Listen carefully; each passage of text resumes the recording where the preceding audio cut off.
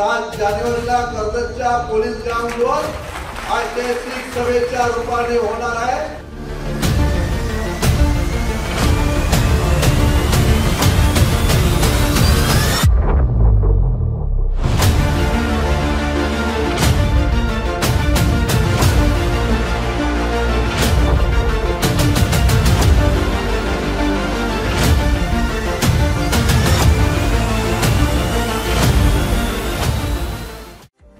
सार्वजनिक बांधकाम मंत्री रवींद्र चव्हाण हे कर्जतच्या दौऱ्यावर होते।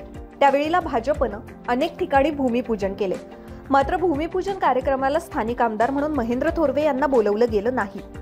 याबाबत भाजप नेतृत्वानं रवींद्र चव्हाण आणि प्रशांत ठाकूर यांना स्थानिक भाजप नेत्यांना यावर कानपिचक्या दोन्ही नेत्यांनी दिल्याची माहिती विकासनामाला मिळाली आहे। त्यामुळे स्थानिक आमदार हे शिंदे गटात असल्यामुळे सरकारमध्ये आहेत आणि सरकार हे महायुतीचं असल्यामुळे स्थानिक आमदारांना बोलवणं आवश्यक आहे अशी दोन्ही नेत्यांनी भूमिका घेतलेली आपल्याला दिसून आली।